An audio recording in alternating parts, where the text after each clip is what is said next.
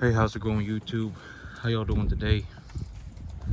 Right when I get done with this here, I'm gonna go and pick up a bale of hay for these animals. I ate all of it.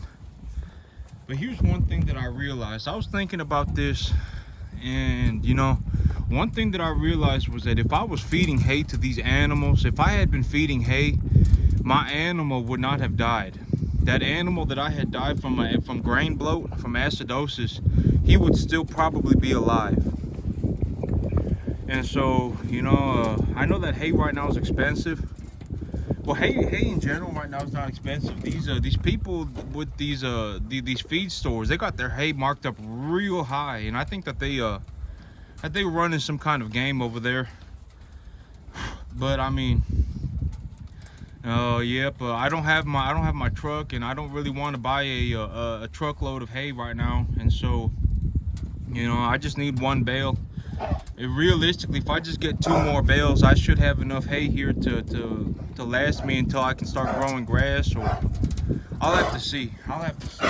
I've been keeping my eyes on the hay market. If I can get myself a deal on some bulk hay, I would be willing to purchase it. But here's the thing, all right, is that what I realized was that, in all honesty, if I'm going to, or every year I should buy hay when it's in season. So starting because 2 times a year hay goes in season, once in the fall and once in the spring, unless the weather is real bad. Like last year, we didn't have any fall hay because it was so freaking hot during the summer, and then the fall just got real wet, and so people weren't able to cut hay in the fall. There was some sorghum Sudan grass, but the overall hay market was doing very, very, very poorly last year. And so, but I am gonna buy hay every year.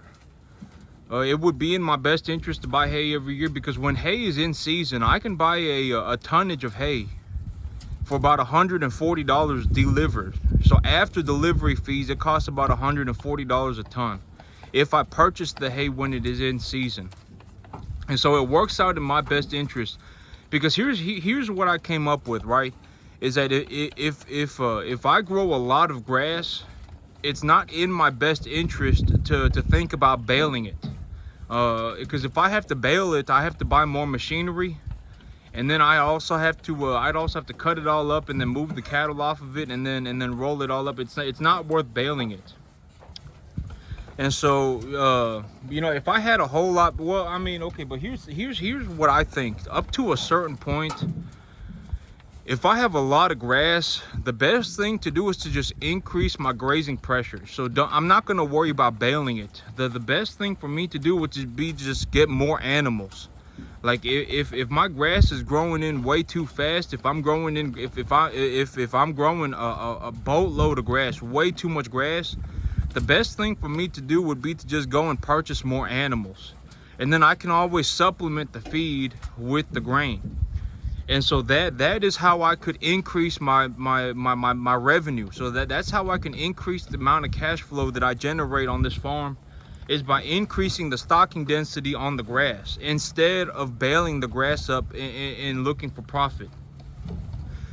Because so here's the thing about machinery. Like if I have a whole bunch of machinery, right? Like let's say I have a wagon, and I have a tractor, and I have a loader, and I have a feed mixer, and I have all these different machines, and then every time I turn that machine on, it uses up diesel, so that's money.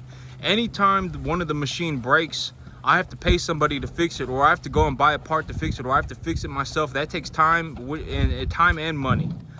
And so having a whole bunch of machinery, it's and if something costs money, right, the only way for me to pay for it would be to take money out of the cattle business. And so I essentially turned myself into a mechanic shop, and I don't want to turn myself into a mechanic shop. If I make money on the cattle, I want to either keep it or reinvest it into the cattle. And so the minimizing the amount of machinery that I need is one of the also a good way to make money, because if I make money, right, but my expenses are also real high, it's not gonna be a good business. I mean, the business is not gonna be good, because if I have to put money, not even invest it, but like put money, essentially burn it, you know, because expenses, like let's say I got a business, right? And let's say I got a business, and let's say I got a custom hay business, and my baler breaks down, right? Well, I would have to either one, purchase a new baler, which is going to cost a lot of money to make money again, or I'm going to have to give up the business, right? Or I'm going to have to fix it. And so, you know, I don't want to put myself in that death loop where it's like, you know, all the money that I make needs to go right back into the business, and then everything that I put money into is depreciating. One of the big things about business is that in terms of making money is to have appreciating assets. That's one thing that I figured out very quickly. It's like me, if I put money into these cattle directly turn into more money. And so it's like if I put $1 into one of these cattle and it turns into $1.50 or $1.20, you know, the cattle themselves are worth more. But like let's say I start a trucking business. This would be a good example. And I purchase an 18-wheeler, right? That 18-wheeler is not going to go up in value.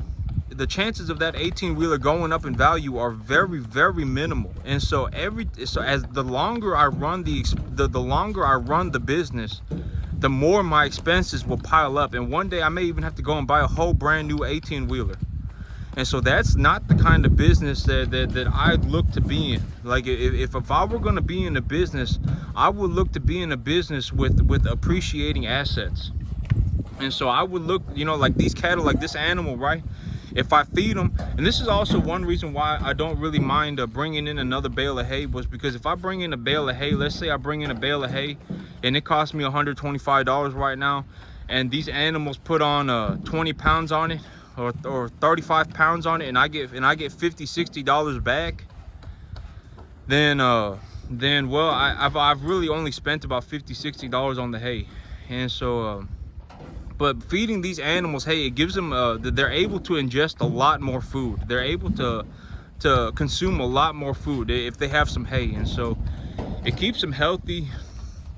And you know, I know the costs are real bad right now, but starting from now on, once or twice a year, whenever I see an opportunity, I am going to purchase hay, because when I buy hay when it's in season, it costs about $140 a ton after delivery. So before delivery, it'd be about $110 a ton. And so if I purchase it when it's in season, I can always feed it throughout the year, just in a whenever it's necessary type scenario. So if I ever have a situation where it's like, oh, I need to start feeding some hay, you know, I can feed the hay that I bought for cheap when it was being grown, when people were harvesting a lot of it. And so right now I am going to go and purchase some hay, but I'm going to keep my eyes on the hay market. And I'm supposed to be getting a call from my insurance company today, because they said that they just about done working on my truck. And so when I get my truck here, I'll also have to start hauling animals to market. And I'm going to take the money on these animals. I'm going to clear up my credit lines.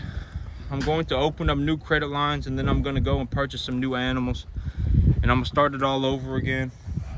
A part of me kind of, I mean, I'm considering running some unweaned calves. I'm thinking about it. I may do it. I know that it's going to be real hard, but it's also like one of those things that if I just put in some elbow grease, I can also make some extra money doing it. So, but I'll have to see. I'll have to see what calf prices look like this September. But that's it for me today, YouTube. Y'all have a good one.